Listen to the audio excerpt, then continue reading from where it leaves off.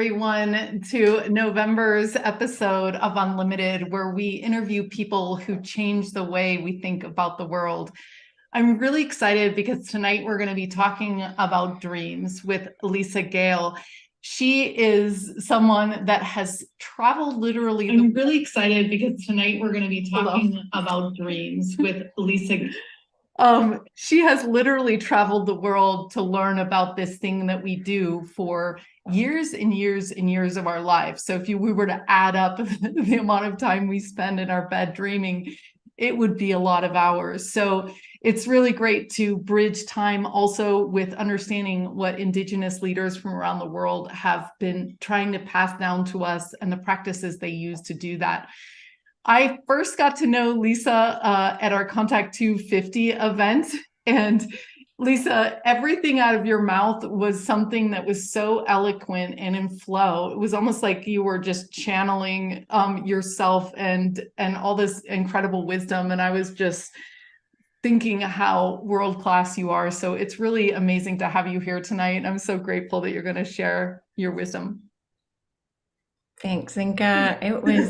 It was so special and meaningful. I could reflect on that, for a while, and Altair and I certainly did. That was a truly meaningful experience, and I'm so appreciative, as I'm sure many others are, that you've just created this platform and given this space for so many unlimited, remarkable things to come forth. So I'm really grateful to be here. This is work that I was certainly called to do, I think by Indigenous ancestors, as well as our star friends and family. And so I just really appreciate you helping bring voice to this, what I think is really important work for our times. For sure, yeah.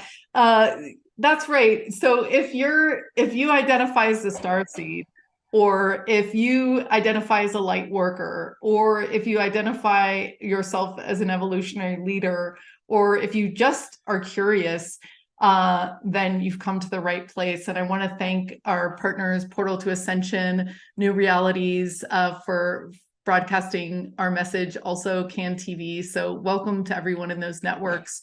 And let's dive in. A lot of people right now are in Las Vegas at the big Stairway to the Stars event. So a big shout out to everybody who's there.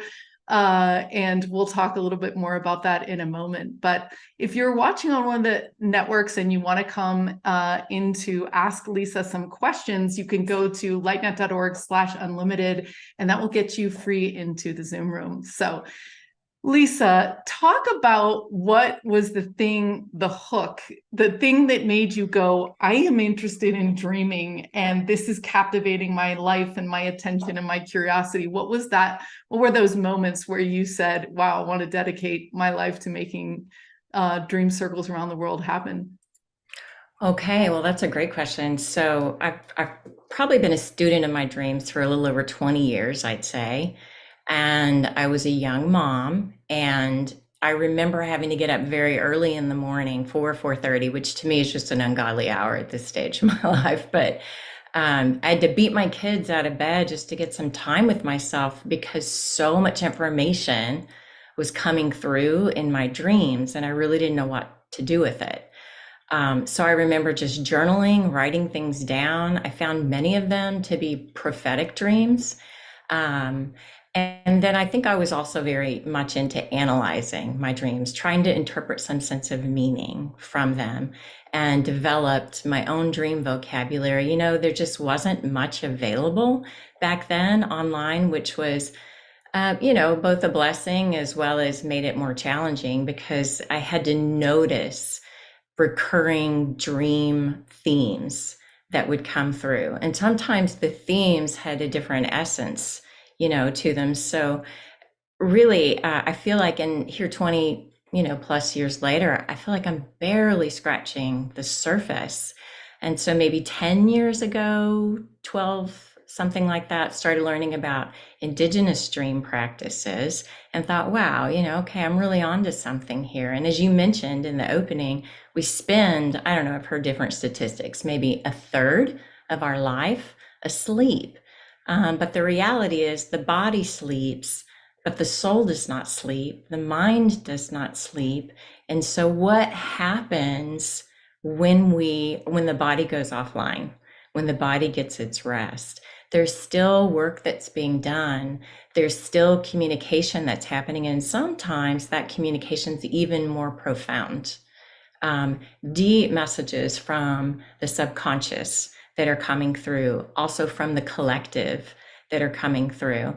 So I'd say, at this stage, I think I practice a little more resistance to trying to analyze and interpret my dreams, and really just being with the content of them. And sometimes take them into journey work, shamanic journey work, to get more information and to make more connections, especially if something's really stuck with me. Um, so what has happened is just my understanding of what dreams actually are is truly expanded. Discovering what lucid dream work is all about, where you practice these states of waking, sleeping, and lucidity, and you can actually change what's happening in your dream, and you can have this relationship and ongoing sort of script change as you go in your dream. That is a really profound Eastern kind of practice that we borrow. And then certainly shamanic dream work. That's probably what I'm most familiar with at this stage and comfortable with. Going into the journey, what we call the other world. But is it really another world? Is it going into the true reality? Is it going into the place where we affect what's happening in this reality? So what's happened for me over the years is this blurring line of what reality is. Are we waking? Are we awake right now? Or are we in the dream right now? When we go to sleep and we tap back into that collective consciousness and really deeply into the soul space, are we not more awake, perhaps, at those times?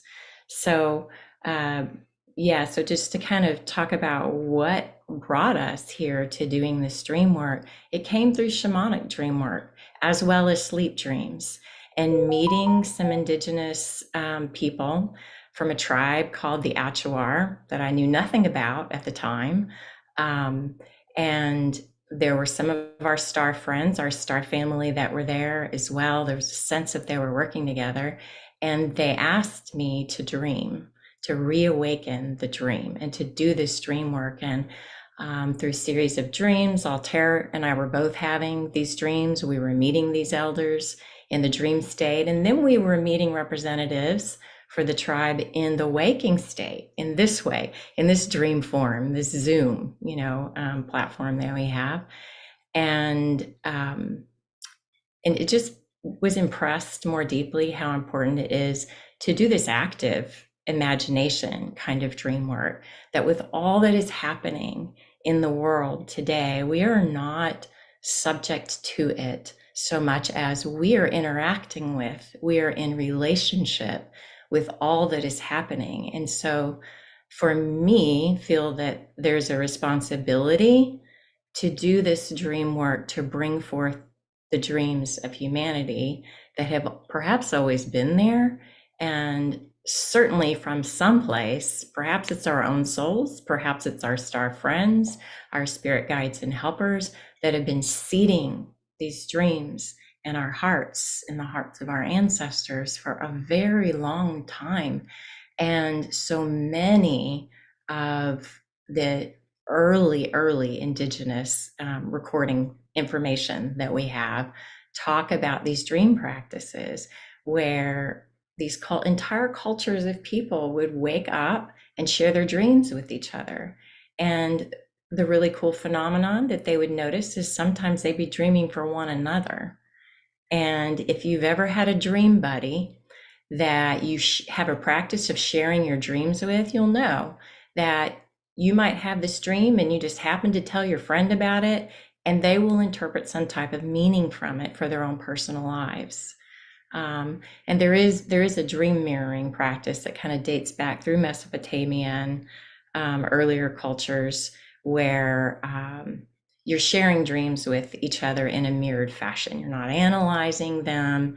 You're listening to one another share a dream, and then noticing the imagery as you kind of join in that dream with them. There's imagery that comes up for you as well. And then you mirror that, you reflect that back to the person who's had their dream, and it takes on a whole new dimension. Wow. So that's a lot of meandering. I'll pause and let you get a word in there, ask questions. Oh my gosh, I have so many questions like flooding through my brain. I'm just like, oh my gosh. One of the things though, yeah, so let me just start with this question because I got this image that we were all just like floating in the ocean and that we were just going to take on the dream that was happening without becoming lucid. Because, there's all this, we're at this weird like point right now where some people think the world's going to end and collapse and go wrong and people are going to die. Like, and it's like, well, wait a minute. Like,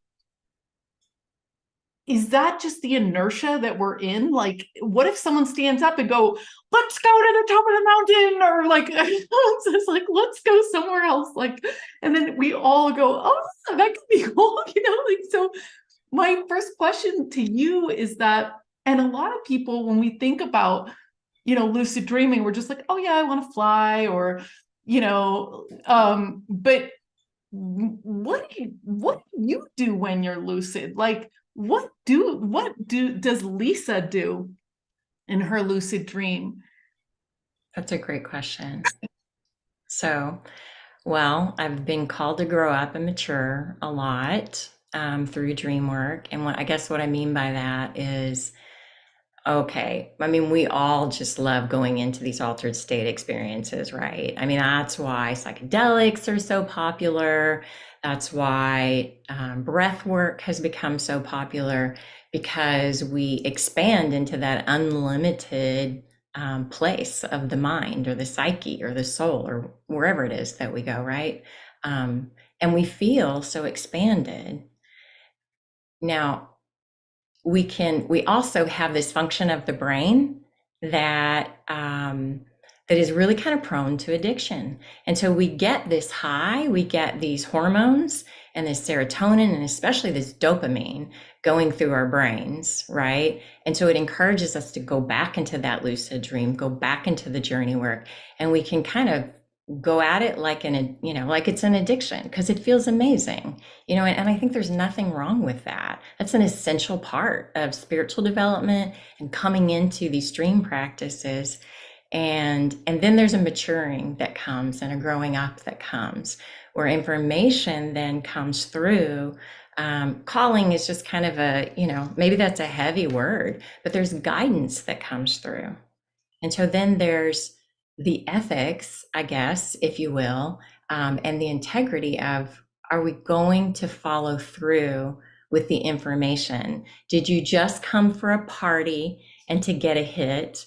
Or are you coming for relationship?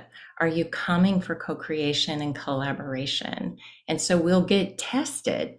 So, I mean, I'm certainly not immune to that. I feel like I have been tested. And what will happen is, if it's not taken seriously, if I'm not following through, well, the helping spirits might retreat from me for a while. She's not, if you think about it, when you're in a relationship with someone and they're coming at you with this great intentionality and passion, and they're so excited that they have your attention, and then you're just kind of like willy-nilly, oh, it's great to see you. That was really cool. Fun experience. See ya. See you later, I hope. It's not going to be really conducive to forming an intimate relationship, right? So there's a development that happens there, and I think a maturing. So when you ask like, what do I do? I mean, that's really my intention. Sometimes to have a lucid dream practice, it's not something I even do every night. If I have a really sticky situation, I just want to dream incubate on something, I'll do that for 3 nights in a row, but then I may be a month assimilating what's come through. Same thing with shamanic journey work. It's not like something I could personally do every single day, because there's so much information that comes through, and it really takes some time to be with the messaging, to embody it, to take the action steps and ground it, in the real world, this natural world. Yeah, or to dream it. So that's really interesting because Daniel, who is our developer at LightNet, he always said that exact same thing. He's super into dreams, like it's his main focus. And he says, you have to act on the dream. You have to act on it. That's part of the continuation. Like that's his philosophy too. Well, so what were you asked to act on? And like what types of things should people be looking for? Like what does that feel like? Okay, so we'll talk about a big one and then maybe just smaller ones, right? If we can make comparisons like that. This was a big one where I knew I was asked to hold these dream circles and to start to plant these seeds of us restoring dream culture. Just envisioning that what if we came together on a regular basis and we did share our dreams with each other and we learned from our dreams with one another. And then we started to hold space for these dreams for humanity, dreams for our family, and we hold this collectively. How much more, I don't know, mentally healthy and spiritually healthy might we be as a people, as opposed to talking about our problems, complaining, looking at the world and our perception of the world the way that we think that it is. It's just an entirely different vein of creativity, to be in. And the reality is, we're dreaming all the time. We're dreaming, we're spell casting with our words, whatever we choose to talk about, right? So why not talk about the dreams, that are coming forth from our hearts? Listen to our children. I see this being in schools, children having dream practices. Kids are amazing dreamers, and they need a lot of help oftentimes dealing with things like night terrors. And often they will tell you, just information will come forth when they share your dream that is actually for you. Uh, so it's little things like that. If you're a parent and you have kids, having a practice where you listen to your kids talk about their dreams. If they have a night terror, working with the content of that. There's methods for working with the content of that to help the child really resolve it. Um, and then, so here's a dream more recently that's kind of been present to me because this is so typical. It's so random. Someone that I know pretty well, she's a colleague. I see her in my dream a few nights ago, and she's scanning vegetables, like she's working in a shop and she's scanning these vegetables and fruits. And I'm standing in line, sort of waiting for my turn with my, bag of produce and groceries. That was incredibly tempting for me to want to analyze that dream. But I'm not doing it. I'm just kind of being with that imagery, and it will come back to us. Sometimes we even forget what we've dreamt about. We'll wake up in the morning, we won't remember what it is, so therefore we can't write it down. But maybe we get up and go when we're driving, we're off for a walk, we're in a conversation, someone says something and it triggers, and all of a sudden the dream comes flooding back up to us. That's a really great moment to pause and take notice. First thing, how is that imagery making you feel? What are the feelings that are coming up with the imagery? And then if you look at the imagery itself, it's going to mean something to you that's entirely different from what it might mean to me or anybody else that you might share the dream with, right? And then for me, typically, because I have so many of these kind of dreams, I'll let it go. And then if there's more information that wants to come forth, I'll find it comes back. That image will just come right back. And so I had that dream 2 nights ago, and 2 conversations have now happened that have brought me back to the imagery of that dream. And quite frankly, sometimes it's part of our process of waking up to the blurred lines of reality of what happens in our sleep and what happens in this, 3-dimensional world, that there's no difference between what's happening in our sleep. Difference isn't quite the right word. It's all connected. There's no separation. So what's happening in the sleep transfers into our everyday reality and then back into the sleep again. So, if anything, I think it helps us to question the way we have held mindsets, strong mindsets about what the nature of reality even is.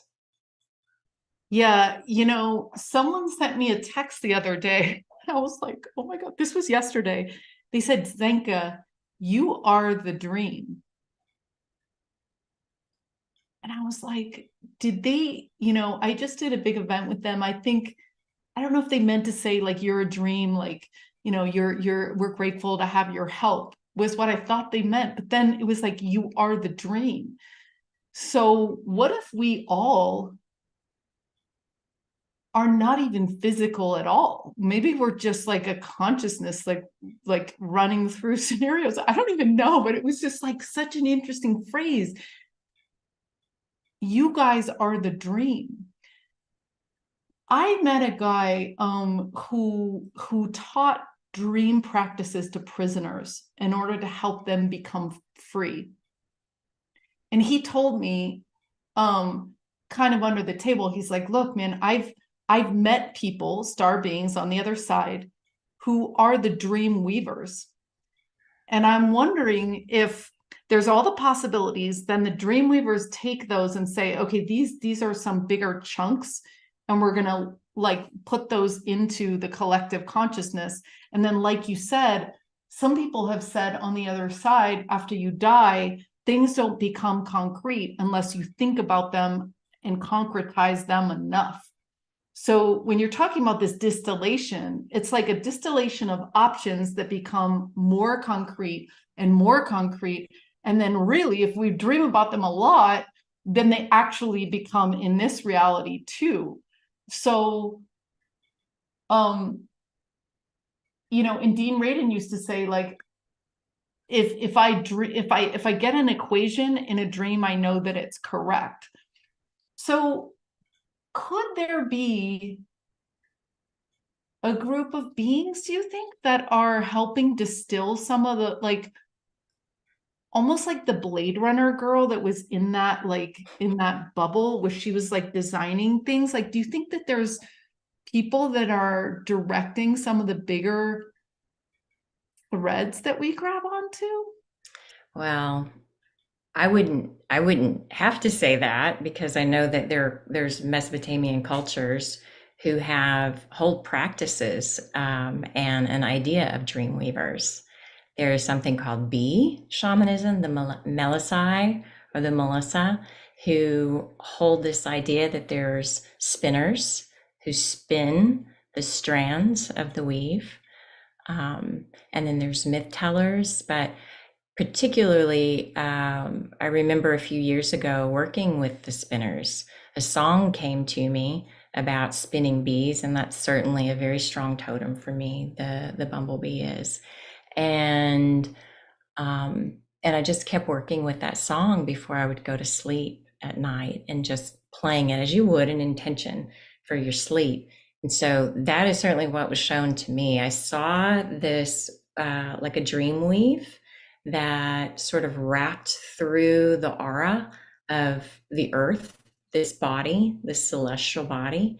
And my sense, Cinca, was that we too can be awakened to that dream weaver, that we are doing it, whether it be strands of light, maybe we're the strands of light and we're being woven. Certainly, there are spirit guides and helpers, I think, that are working with us. I think we often can underestimate really the power and capacity that we have in this human form that is made of the stuff of the earth, and the unique position that we have to affect the reality upon this earth because we have this earth body. At least the more and more I go into relationship with our friends from other galaxies, with other star friends, I continue to have that idea impressed upon me that what a privilege and an honor that it is to be human. I think there's so much more to our capacities than we have yet even awakened to. Maybe that's what we're talking about here right now. Have you ever had the guts to pretend that you're lucid dreaming in a waking state? Because I got a massive not a parking ticket. I got a massive ticket. One for not having my registration up to date, because I thought they were going to mail it to me. I don't know. Super busy, didn't do it. And then for talking on my phone without like hands-free thing. And I was going to go to the court case today to try to get them to, which they do, they just take it off. And I passed a car and the license plate was magical. It just said magical. It was like a red sunset. I don't even know what state it was from. And then I saw on the way to the court case, and this is only 10 minutes of car, another one that said pink bunny.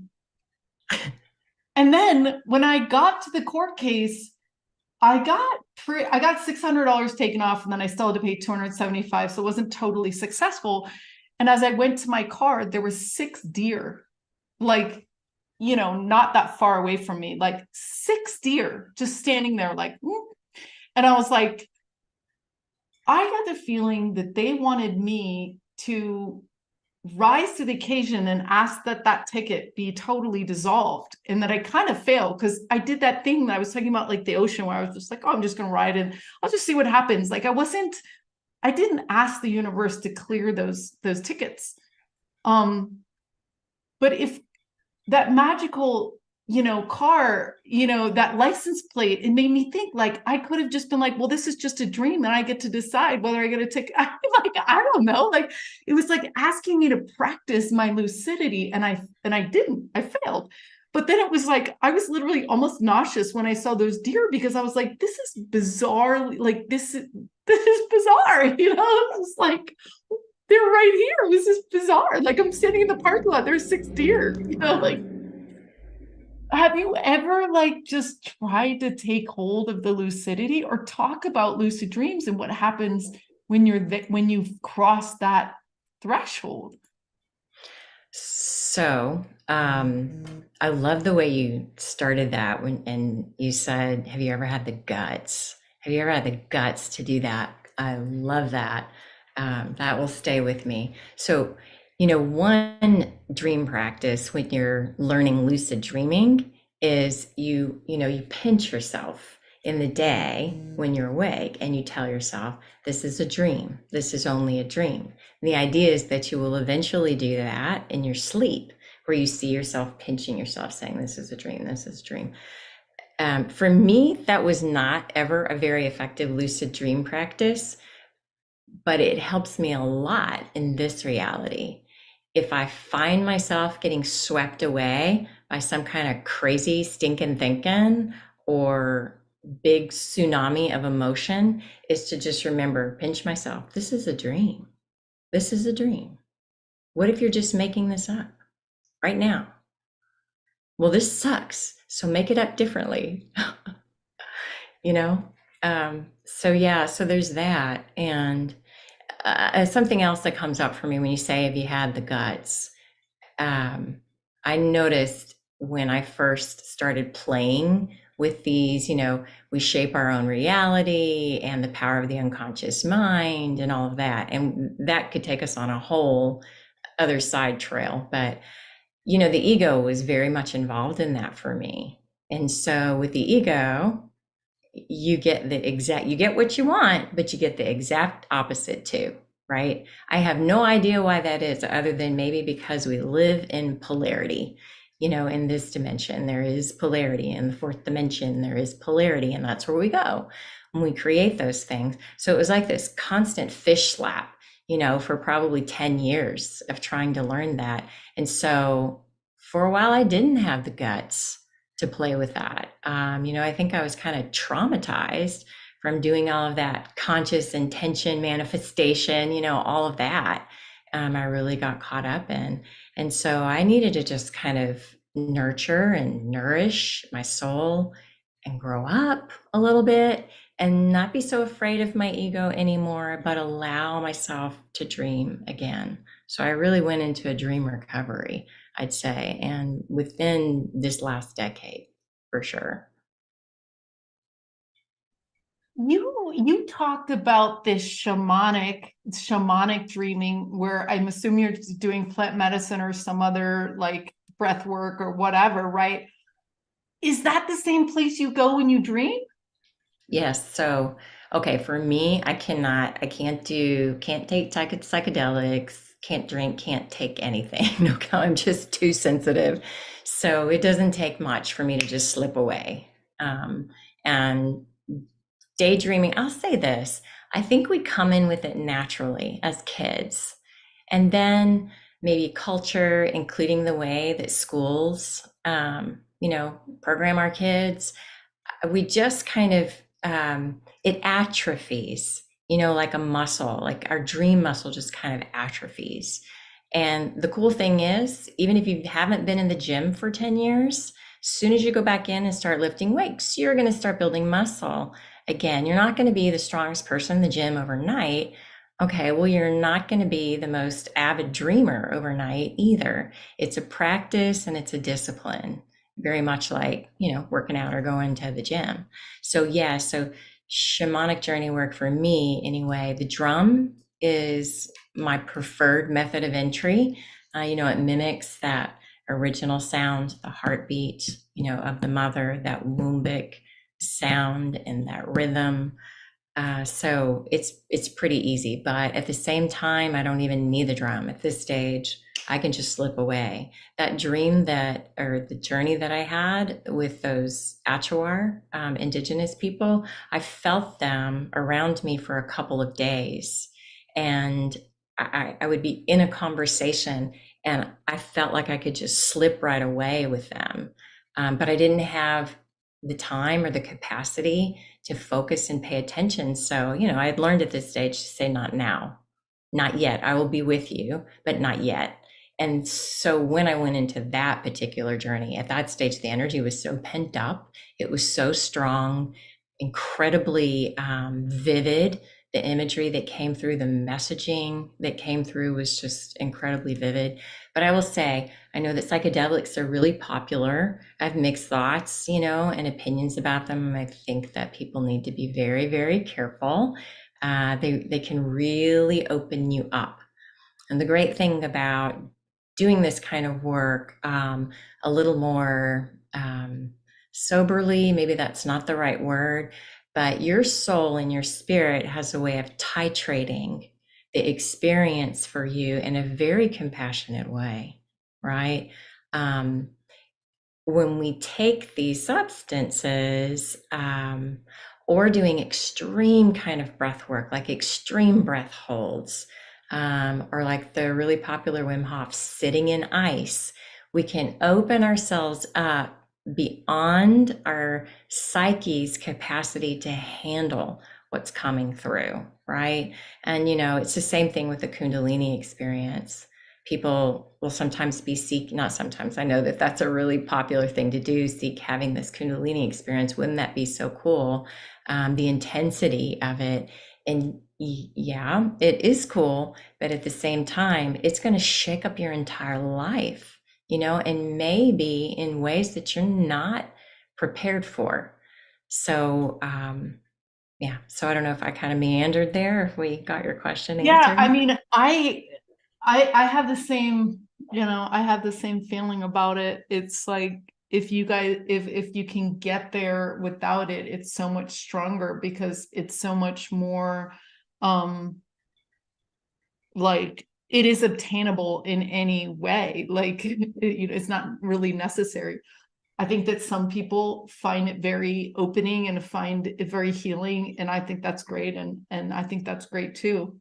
But I tend to think, and yeah, I did DMT like 3 times in a row in one night, and it took me a very long time to like come to terms with all the stuff that I saw. It's like, right. So yeah, I get it. It's like, yeah, the integration. It's almost like moving too fast through too. I was like, wait a minute, let's slow down my evolution. I'm not ready to leave here. Like, I want to do this more slowly. But the question I was asking you is that when you use and drumming, I've heard really is an amazing thing as well. When you do the shamanic dreaming you're talking about, are you in the same space that you are when you're dreaming at night? In other words, you're disconnected from your body, your soul's running around. It's either the real world there, like Avatar, which I kind of think it is, or are you in some different thing? Like, is it different, or is It feels very much the same for me. So um, at this stage, okay, there were, earlier years in my dream work practices, meaning at sleep dreams. I was just this, I think, spiritual busybody. I don't know where I went, but I would just wake up exhausted and make no sense of my dream. It'd be like if you just binged on Netflix, but you didn't even watch a whole show. You just went from one to another to another to another.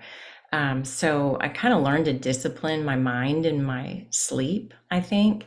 So yes, now I would say, whether it be a dream that comes through sleep or that those realities and other dimensions that we tap into when we do the shamanic journey work, it's all the same, right? Um, I mean, that's a whole other, really meaningful conversation to me. Is just what is it that we're doing? Where is it that we're going? Who are these spirit guides and helpers that we're meeting? They're just as real as we are. We're spirit beings with these earth suits, right? And they're spirit beings in another dimension where earth suits are not required, are not allowed, are not needed. So I think it's a coming together. So in those states, we could split hairs on what you even call them. Stan Groff, I think, came up with the word holotropic, because we go into this place of wholeness where there is no separation, there's no hierarchy, there's such collaboration. Um, Perhaps it was Michael Harner, I'm not exactly sure, that came up with this idea of the other world, and in Celtic shamanism, that's what we call it, to the other world, to the place of our ancestors, to the place of our star helpers and friends, to the place of the Tua De Danann, the tribe of Mother Earth, and that takes us back to our deep, deep history of this idea of beings from the stars that came here and seeded life here on this planet. And then where did they go? Did they go underground?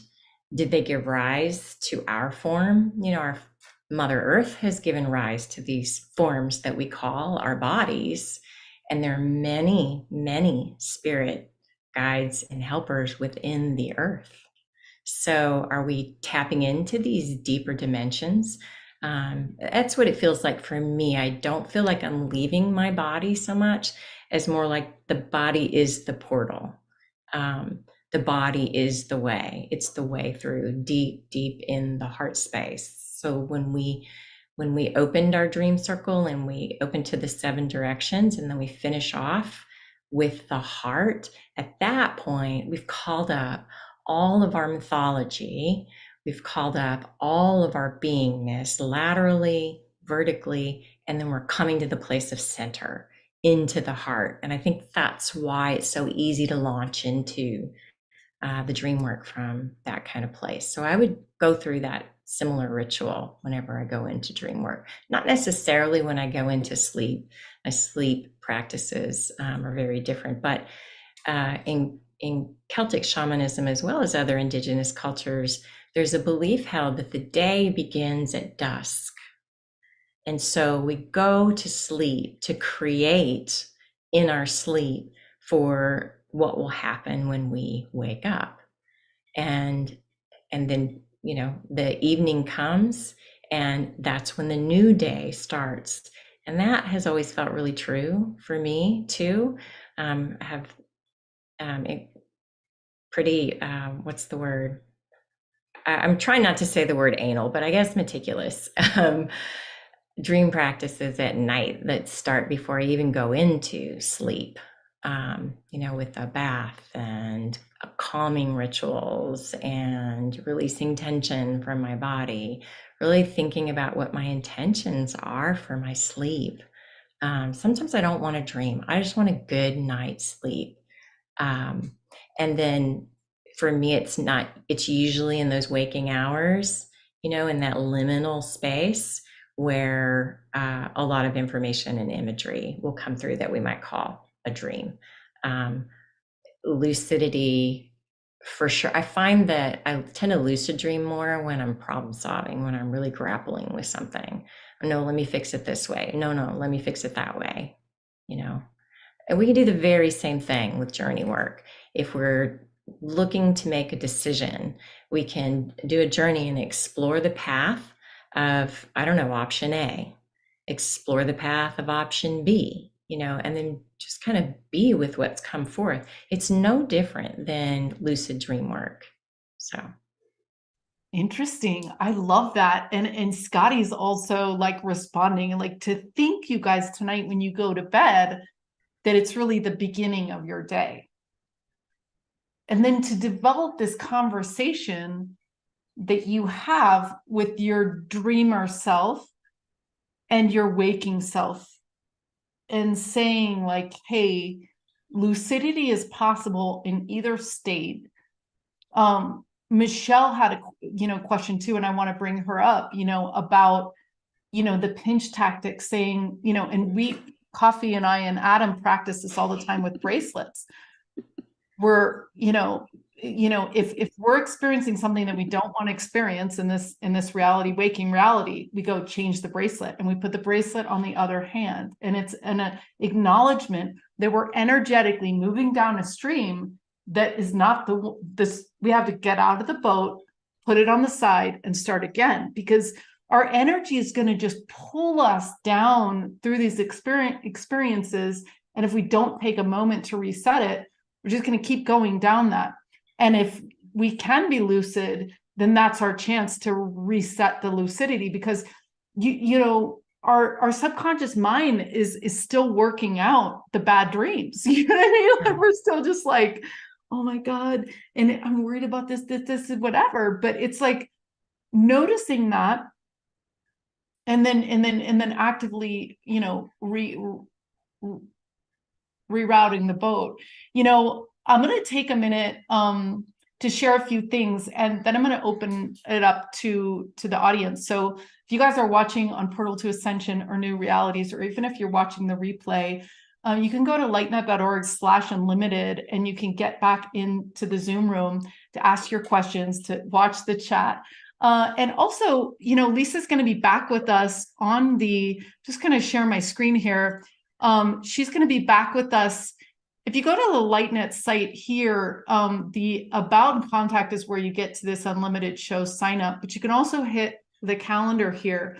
So Saturday, we're going to have spoon bending party for members. So there's a chance for you to practice with us, lucidity, extreme lucidity. And we're also, next Thursday, we're having a no-no day with Stone, because she and I want to practice saying no. So we're going to come up with scenarios in our life. We're going to go into breakout groups, and everyone's going to role play everyone's lives, and we're going to practice saying no, which is the same thing. It's the lucidity saying like, okay, I'm scared to pull the dream into something that's more appropriate. I'm just going to go with the flow, and you never speak up. And that's what you get. You get the boat going down the south path or the north path or whatever it's going, right? So that's going to be super fun. It's a members only thing. Again, for less than $10 a month, you're getting spoon betting, you're getting this. The community connection call is that Saturday, the 18th, where you do breakout groups of 3 for a half an hour. So it's a chance for you guys to meet another Starseed, another light worker, another evolutionary leader, etc. It's super fun. And then we have the member workshop, which is on the 30th with Lisa. And, I really loved when you took us to through to this idea of the North and the South and the East and the West. So that would be really great to do that. I also want to tell you guys that on November 22nd, we are going to be closing 2 labs that we're doing off-planet remote viewing with Alan Steinfeld. Amazing. This is his 5th time in, and he's going to teach you in this 6-week series how to develop your remote viewing abilities and then also take them off planet. And it's kind of like what you were talking about. And this is one of my big questions for you, Lisa, is what did those indigenous leaders think of you and Altair? And were you exchanging codes, or were you dreaming together? Like, were you in their dream space, or were you guys in each other's, or like, were they just like, wow, foreign entity? Like, it's almost like you were new in their fields, or maybe not, I don't know. But anyway, so that is also, we also have Jesslyn, and we weren't going to run these labs, but these 2 got back from Egypt and were really wanting to share what they knew. And so this is a 6-week thing. Adam and Adham and Coffee have been working on putting this together for you guys. We're going to be raising our rates and everything in next year when we start all the labs back up. So if you've been on the fence about this, now's the time to jump in. You're going to really bond with 8 to 12 other people.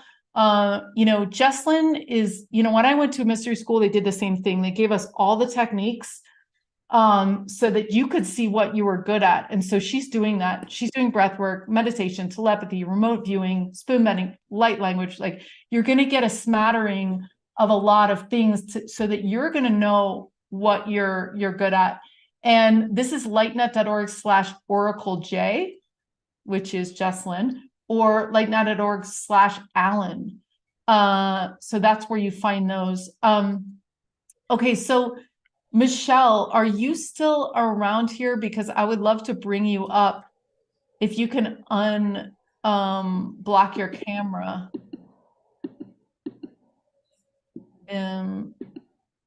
Okay, cool. I think she just did. Stone is here. I'm excited about our workshop. Our members work. Okay, cool. Michelle, I'm going to bring you on down. Thanks for joining us. And thanks. Go ahead and ask your question, or maybe you have a new one at this point, but. Well, no, well, I found your addition to it with the bracelet shift. That was, I think, okay. My question was, when you were talking about pinching yourself, when Zeka had asked you if you do these tactics in waking life, and when you were saying, oh, this dream sucks, let's change it, kind of thing, when you're lucid dreaming. So if you were to apply that tactic in your waking life, and you're desiring to change that situation or whatever's happening, when you've done that, was there an immediate change, or did it happen a couple hours later, or is it I don't know. I guess that's my question. And how much, and I feel like some of it would be like our energy changing about it, like our perspective changing about it, so naturally it would change. So I just was very curious about that. Yeah, I love that too. I love the bracelet shift thing. And also what I thought when you said that, Zenka, was sometimes it's not really us that's pulling us in that, kind of crummy, low vibe direction. It could be we're low on energy, we need to eat, we just had some sad or mad thing happen and we haven't really processed it yet. And all of a sudden, we have been magnetized to this collective pull, that is just what we call trauma, just this junk mail, right? And it's not really us. We've lost our sovereignty. So I love that action of just, no, I am mindfully going to take this off and shift. I just did that with my bracelet. I like that. I'm probably going to play with this now. So that's very cool. And then to your question, Michelle, okay, so the lucid dream practices in our sleep, right, where we can learn to change what's happening in our sleep. The whole point of that, right, is so that we can learn to change and work with this reality, right? What's happening here in our world. If we don't like what we can see, we can change the energy. And it starts with us changing our energy. And yeah, it starts with simple little powerful things like change the bracelet and come back to sovereignty. And what choice am I making for myself? What choice am I making for my world? So, okay. So I've seen reality respond pretty quickly. And then I've also seen it feel like, just moving through sludge, right? So, and that's a whole other can of worms in conversation, really. Let me see if I can distill it down in the fewest words. This is my perspective, that the more aligned that we are with the vision or the dream, the quicker we will start to see things manifest in our reality. So that series of events that occurred from the time that I had that journey and that call from those indigenous, to me talking to my friend Stephen Altair about it, and he was so lit up about it, he started dreaming as well. I started going into dreams. I was particularly interested in the women of this culture. I had just learned that a woman had been made the vice president of the tribe.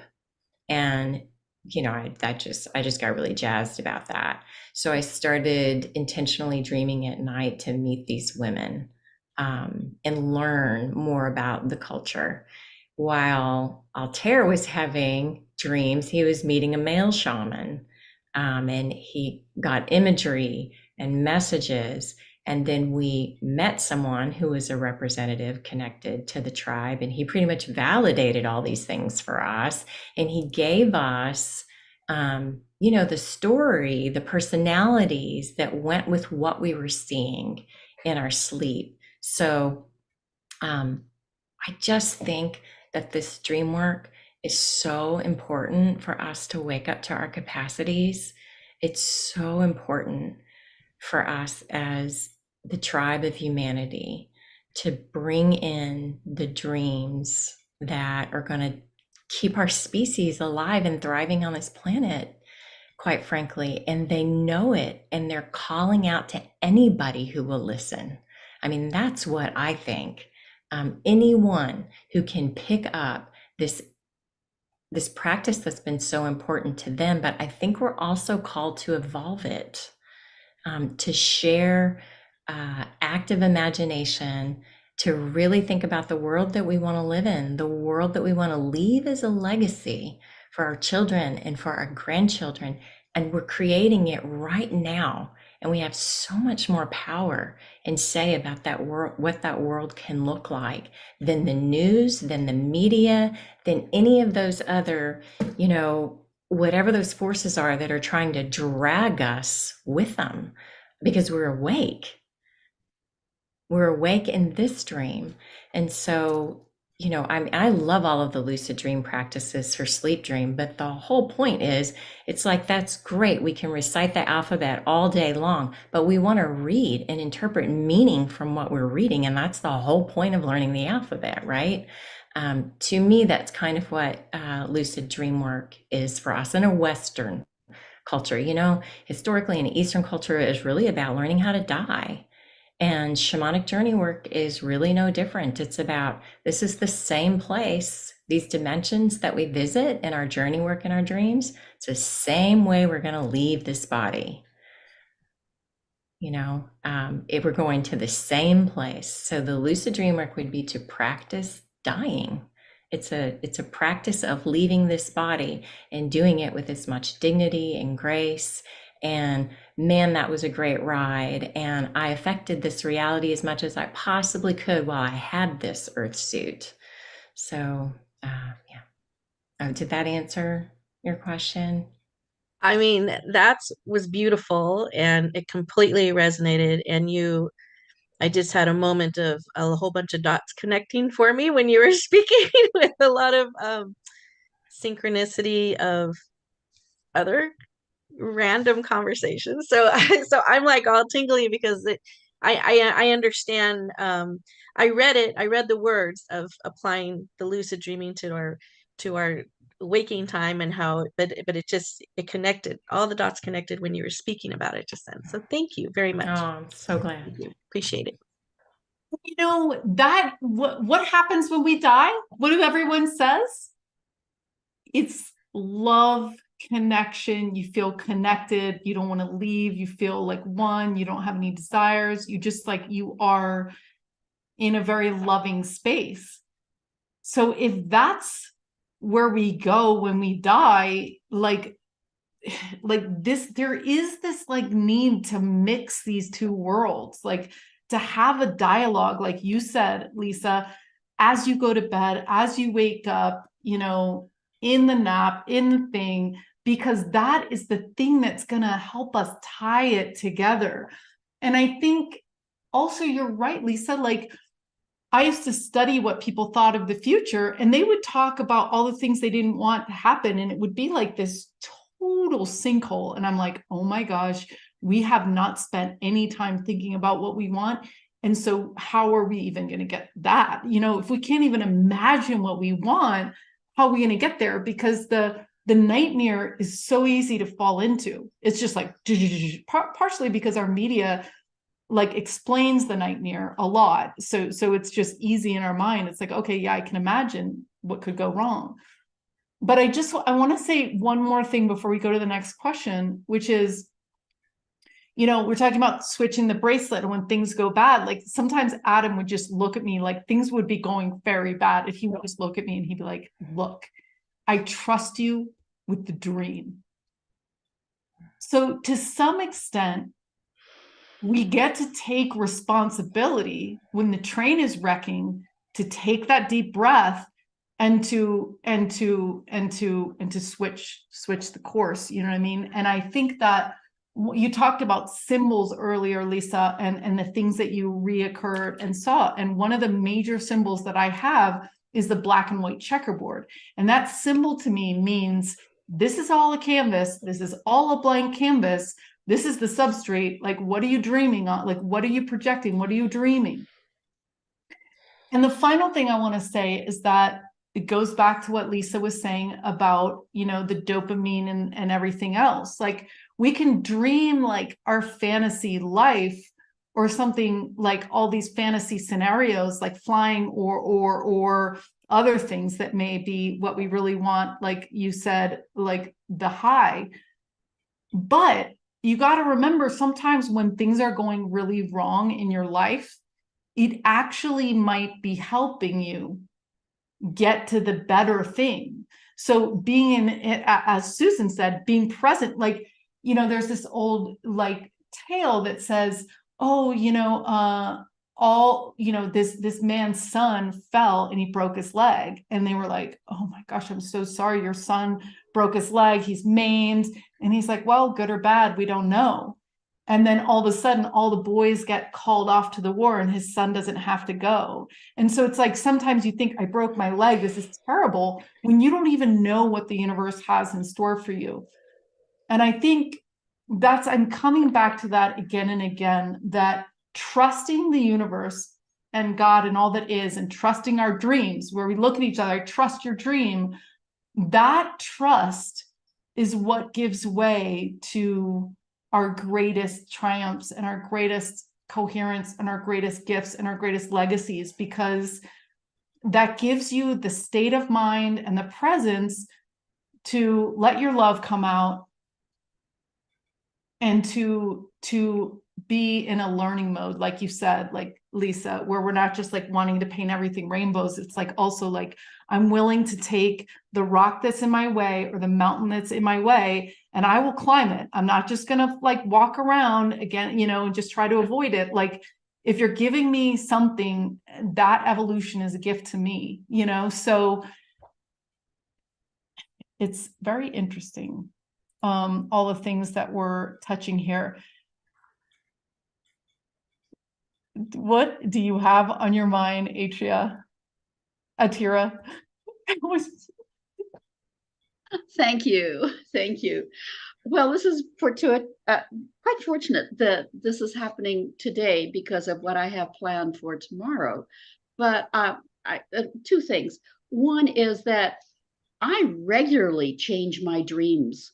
If I'm going down a path of terror or a path that I really don't want to go, I'm going, okay, stop the movie, and I switch and I reset the play. And the movie can either go on or I'll just end it. And I'll still be sort of in a semi-lucid state. So I'm very much aware, and control isn't the word I want, but I'm actually managing what I'm dreaming. And you're very right on that it puts me in a learning state. And you're also reminding me to, I had such a vivid one a couple of weeks ago, and I did not write it down. I wish I had. So, and then the second thing I wanted to say is that, and this really helps me set up tomorrow, because tomorrow a friend and I are sitting together with MDMA. What can I say? We're going to work with a psychedelic to explore exactly explore the lucid dream, to find out what comes up. My intention is to explore my feelings around a problem I'm having with one of my children. But you're encouraging me to just let it flow, let the spirits guide me and teach me in terms of the process.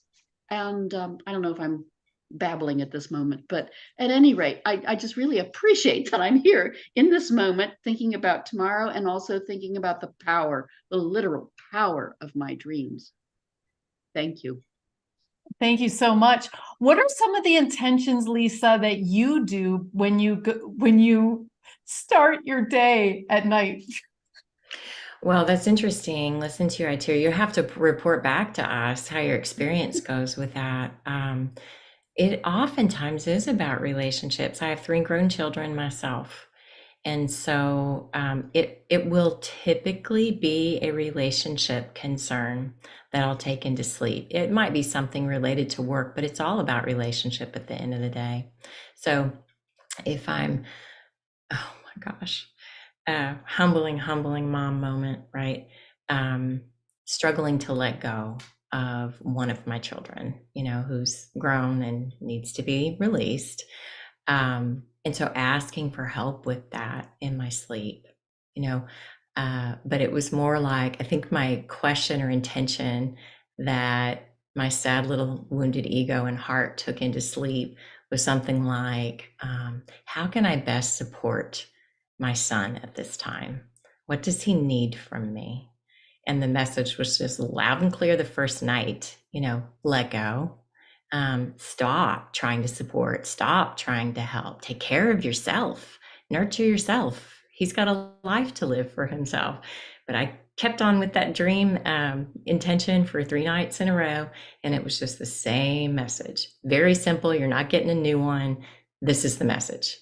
So that's what came to mind for me when you're sharing your story, Tara. And, when we talk about being able to affect this reality, we're not going to avoid the spectrum of emotion that is being human.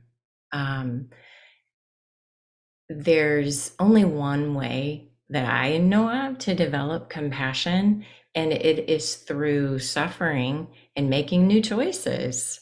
Making new choices for how to handle and manage pain so that it doesn't become chronic suffering, and to just go through what's called in shamanism dismemberment, where your entire life kind of gets ripped apart.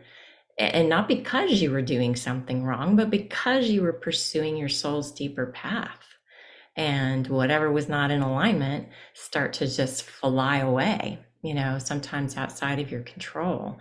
Those are really important times in this dream because we're deepening, we're going deeper into presence, love, compassion, empathy, connection. And it expands our capacity for relationship, which then expands our capacity beyond this, lateral relationship that we have and into these other dimensions with our spirit guides and helpers, and with each other in higher dimensions. Yeah. I just posted Lisa's Dream Circle website, globaldreamcircles.org, into the chat and also over on the YouTube live streams. Eric, you are next. Can you turn on your camera? And then Stone, I have you next showing up, and then Kel. Okay, great, Eric. Thank you so much. Awesome. Go for it. This is incredible. Lisa, thank you very much. I want to parrot what Michelle was saying earlier about some of the conversation and how some of these dots are connecting and pinging, and also Zenka about that bracelet comment, switching the bracelet to another wrist.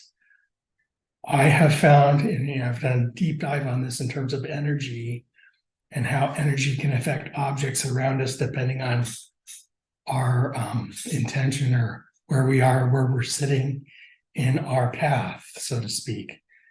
And it's it's a miracle in a lot of ways, because I think we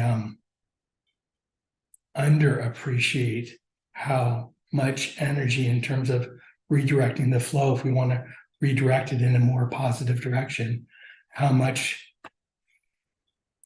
for lack of a better term, the material area around us, how we surround ourselves, and how we set that area up in terms of, like you said, Lisa, earlier, going to bed is like going into your day. How do you set your environment up for the evening to prepare for that? And that's such a fundamental thing that I found, really realizing, lack of a better term, defending your space honorably and with integrity. And it doesn't always work that way, because we are multidimensional beings. And I've made plenty of errors and trips, and I know that there's a lot to learn, and I'm humbled by that. But the Kundalini, when you talk about Kundalini awakening, and the how sometimes you're not prepared for that, and you get wake-up calls, and but the energy itself, the energy we transmit to other objects, can be very real. And I think I appreciate that more and more now than ever. And I appreciate all the sharing and meeting here today. And I just, wanted to just state that and say thank you. Thank you so much, Eric. It's great to have you. I think you're right, you guys. I mean, our brains are always conserving energy. And so if there's a loose chute that it can go down and a pattern that it can follow, it's just doing that. It's just like the whole analogy of the boat going down the way.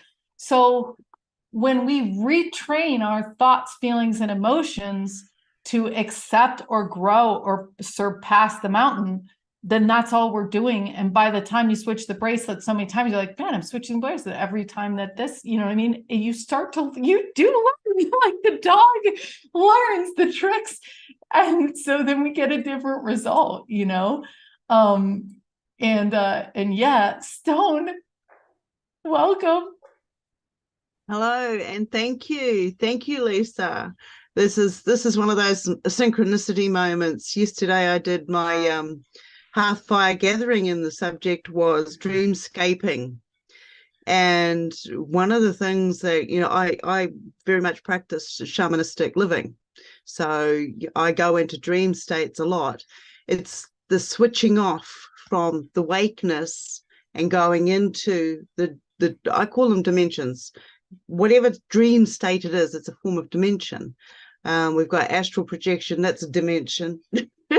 We've got out of body experiences, that's a dimension. So when I go into these dream states, I think about where I want to go and who I want to interact with before I get there. And through the processes, I've learned that the brain and the physical, they can't tell the difference. When you're in sleep state, the brain's still working, it's still producing the chemicals.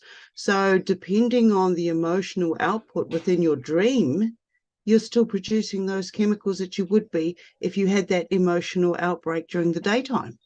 So when I became aware of my footprint of what I was doing, I was, and we go back to saying no, I took back my power and I says, no, that's not going to be, I'm not going to be running all the time from all these cars and all these other entities that are chasing me. I'm not going to. And one day I stopped And I turned around and I says, no, I'm not doing this.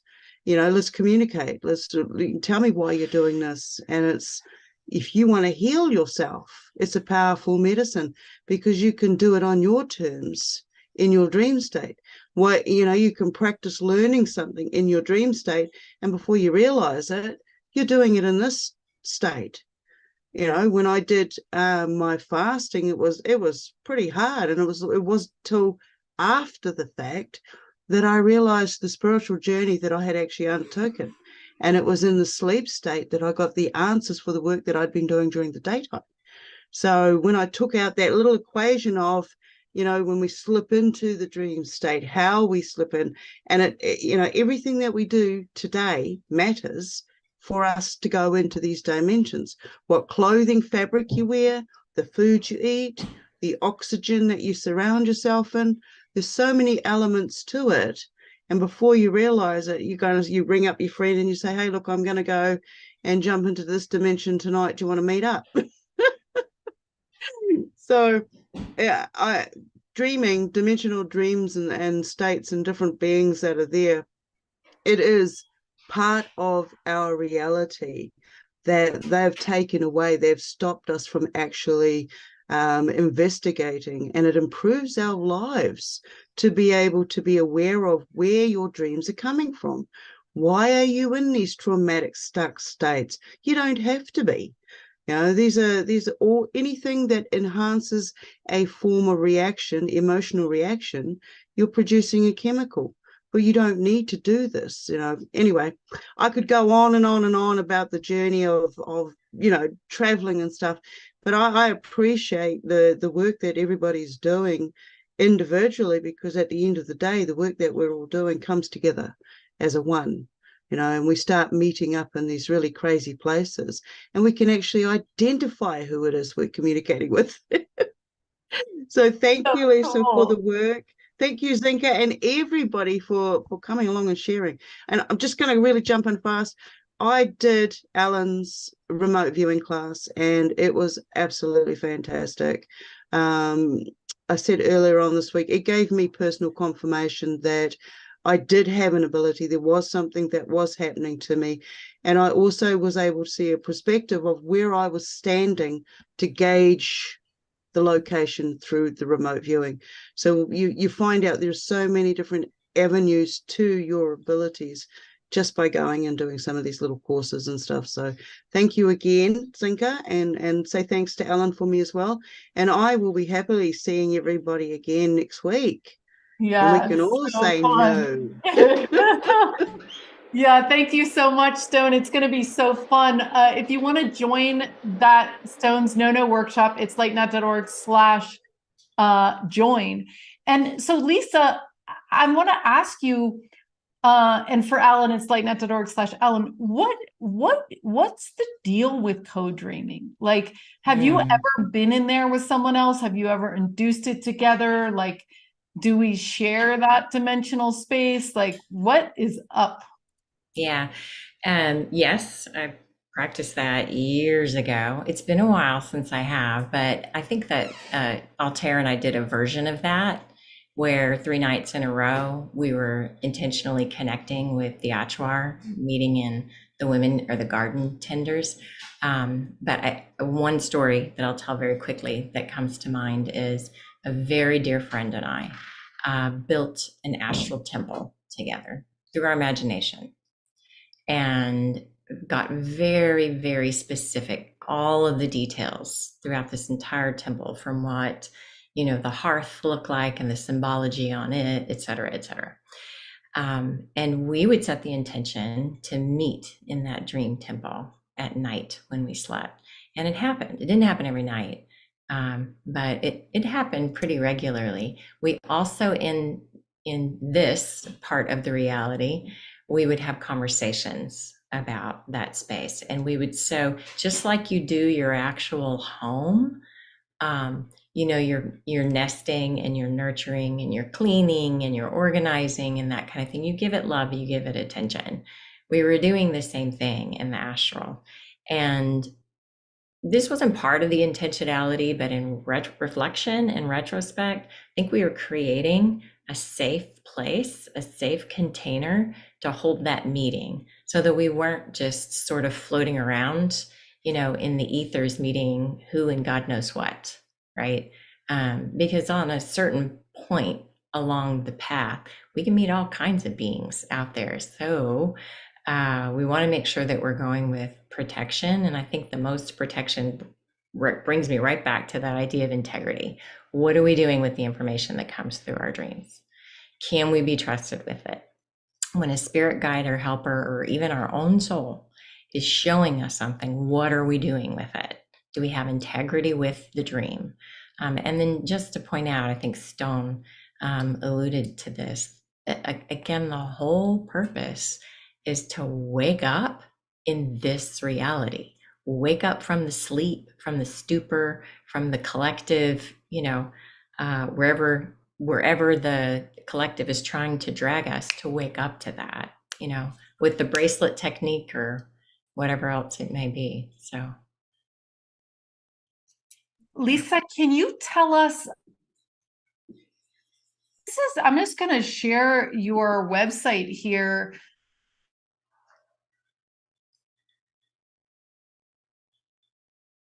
And also let us know about the event that you guys have coming up. Can you hear me? yeah. Okay. Yeah. I don't know if I froze or we got frozen, but we, Altair and I are doing a pre-winter solstice dream circle on, I believe it's December 17th, that Friday. So it'll be 2 hours and we'll open to the 7 directions, and then we'll all dream together, kind of in a lucid fashion. And we're doing it in the evening so that, well, at least if you're in this country, you can go into sleep from there. So it can kind of be the way you start your day before you go to bed. I love that so much. Where do people find that? Okay, I think I dropped you a link for the event. It's on Eventbrite, but it's also on our website. There should be a page up there on our website with events where you can find it. Okay, great. Let's see if we can find that. I will, I'm not seeing the link. Did you drop it in text or in the chat? I put it in email, but if you'd like, I could drop it in. Oh, no, I can grab it. Hey, Kel, you are next. And we're wrapping up. These are the final 2 questions or comments. So, Kel, welcome. Thank you. What do you do if you don't remember your dreams? I haven't remembered my dreams in decades, and I've tried everything, and I don't get it. I don't understand the problem is. Yeah. I'd say we go through decades. That's a long time. We do go through, I'd say, kind of like dream droughts, if it's really, really bothering you, right? It drives me nuts. I mean, it bothers me really, really bad. Like, I want to lucid dream so bad. Like, I'm taking like 12 different supplements, brain nootropic supplements, alpha GPC and acetylcholine and galantamine and huperzine A and C6. I mean, everything I can do. Okay. I'm trying to do. Have you tried shamanic journey work? I don't even know what that is. Okay. It's a little bit of an easier entry point. And you know what? If you're going to come to the member workshop, we'll do a practice, but really you just start by activating your imagination. So the more you play with, and that's like a muscle too, right? Re-engaging that muscle of imagination, play with it when you're awake. Something really simple, like you're driving down the road and I don't know, maybe you need a good laugh. So I don't know what makes you laugh. So this will probably just be some quirky thing that's going to come out of me right now. I don't know, but I might see somebody walking down the street and, okay, this does happen. And they really piss me off because they're walking along the curb like they want to get hit, Right. So maybe I'll just imagine that they stumble into the median and fall flat in the median so that they're not endangering themselves coming into ongoing traffic. But I might get a little chuckle out of that. Like he just tripped over his own 2 feet in his drunken stupor, and he passed out right there in the median. He's perfectly safe, and he's not torturing drivers anymore. That's just a fun little playful thing. If you want to do it, I'd say start with things that are fun and playful and that don't have a lot of juice behind them for you, because I think the more emotional energy we have around something that we think we want to change, it's like too heavy a weight to start with, right? When you go into the gym, start with something really light. Imagine a color, play the color game where you close your eyes and you just go pink, yellow, orange. That may be very simple and basic, but sometimes we need those practices, and just do it. It's not about how long you practice it. It's about consistency. Do it for a few minutes every day and kind of let go of this. If you can, let go of this, the magic has to happen in my sleep. And then I have to bring the magic back from my sleep, and just remembering the magic is here all the time, just like that car that Zenka saw. So I don't sleep real well either. I wear a tracker and get all kinds of data every day. And the best I've ever gotten so far is fair sleep. It's not good. Like my REM is short, my deep is short, my light is ridiculously long. Yeah. I stress all night long.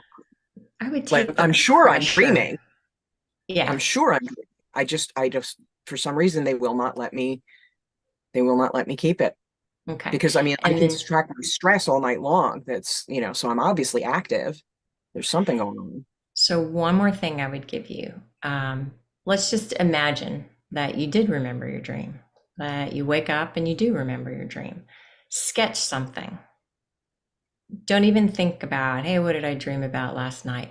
Just sketch something. We would normally keep a dream journal and we would write down a few words of things that we saw, but just sketch. If you, get some markers that you like, or some colored pencils. I really love colored pencils and watercolor pencils because they kind of have that lucid texture. Little pens and the whole 9 yards. Yeah. Yeah. So just, start practicing doodling in your waking state, perhaps when you wake up, if you have the time for it, but you can also tell yourself, I'm dreamscaping, and do some doodles.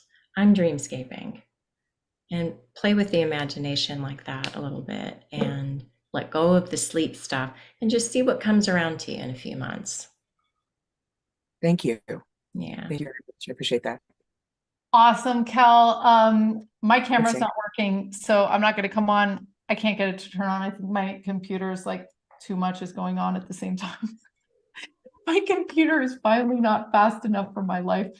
That's hilarious. All right. So, Bill, you get the final word here. Thanks so much, Cal. And, one thing too, is that, you're such an amazing person. So I'm sure there's other things that you're supposed to be accessing right now. If it's just like blocked so hard, like, Lisa was encouraging you, like there's a time and a season for everything. It could be that astral travel, which you get in while you're awake, or even remote viewing could be a fun thing. And then the other thing I'm called to say is that sometimes I do like song of the day, where it's the first song of the day is my message to me. Whatever I hear it, if I hear it in the supermarket or on my car or in my phone or whatever, random. And so there's tons of ways to get messages that aren't dreams that are right there for the asking. So, so there might be some other playful ways to do that. Bill. Hey, yeah, I've just got one quick question to ask. With you were talking about shamanic drumming. Would that be something that I could do like prior to try to meditate every time before I sleep, but I do have issues remembering my dreams unless I'm woken up suddenly. Then I do remember them. But I just wanted to ask if that might be a technique that I might be able to use, Lisa. Are you suggesting using it before you go to sleep? as I'm sleeping, as I meditate, is listening to that as I'm going into my dream state. Yeah, it certainly helps me. I mean, I do listen to it sometimes going into sleep. I'll often listen to something as I go into my sleep state. Usually sound. Yeah, the sound really helps.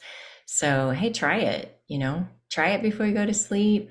Try it also like nap time if you want to take a quick little shamanic nap. That's what I call when sometimes people will go into shamanic journey and they'll say, I didn't see anything, I just kind of slept. Well, take a shamanic nap. So yeah, and there's some great drum tracks too online. We have one on our we have a at-home retreat playlist on our YouTube channel, which is just Global Dream Circles on YouTube. And it's a great retreat practice. If you wanted to do a self-guided experience, it helps you kind of uncover more of the work that you're here to do in the world. That's the intention behind it. One of those videos is a 30-minute, I believe it's a 30-minute drum track. So you can try working with that. That's a pretty good length of time to do a journey. And, big thing is set an intention, but let go of expectations. Great. Thank you. Sure. So Lisa, I definitely can't get my camera back on, and I'm wondering if you might be able to share your screen and go to Global Dream Circles website and maybe even click over and show people your YouTube, because it's such a powerful thing that you're doing. And you can hit that share screen once you can pull it up on the bottom. And then we'll close, and I hope to see everyone bending reality with me on Saturday with our spoon bending for members on Saturday. Again, it's $8 a month. We're also going to be raising every prices up at the beginning of next year. So if you've been kind of wondering if you should become a member, now will be a great time. And we would love to practice with you.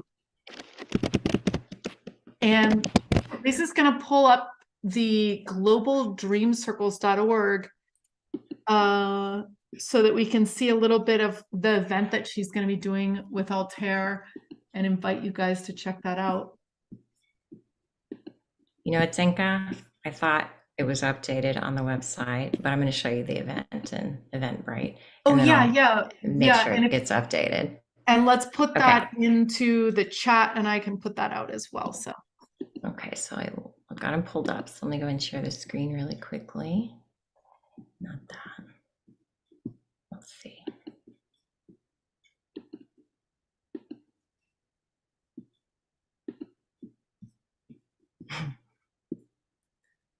Yeah, I wasn't. Okay, there we go. Okay, perfect.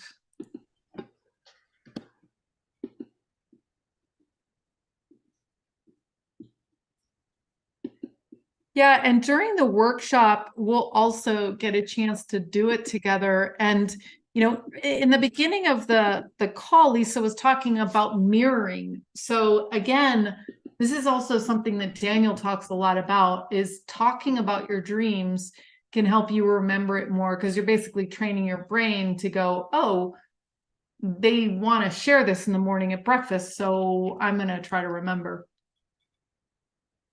That's what's so important, is having a friend, having a dream buddy you can share your dreams with. Our intention is to bring these events 4 times a year. We used to do them monthly, but our schedules just really haven't allowed it. But to build some community around that, we do have a free online community. It'll probably be back online within the next week, so I can send that to you. Awesome. We can have that available to the workshop. But if you can see the screen here, this is the YouTube channel here at in this playlist. At home, I love that. Let me pause that. We put this together for our members a while back, and then we just released it to everybody. Let's see here. Ooh. That's the playlist, beautiful playlist. There we go. Okay, this one right here. Here's a journey of the drum. Can you see that? Yeah, we totally can. That's that 3-minute track. Awesome. It starts Starts with the whistle, goes into the drumming, does a callback, which is rapid drumming to kind of bring you back. Don't worry about it if you fall asleep. Yeah, that's totally fine. And then let's see, let me pause share. So that's Global Dream Circles on YouTube. Yeah. Awesome. That. Transition to lucid dream practice. I like that. Yeah, Altair is quite the master as well on lucid dreaming. Wow. In Contact 250 that night, you guys were really pulling us into the other dimensions, as Stone would call them. Love it.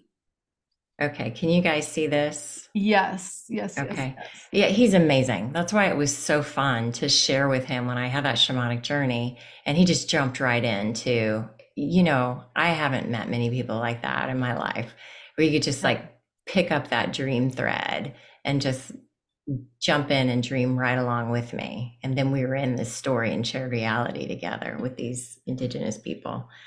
So, okay, I was wrong on the date. It's December 15th.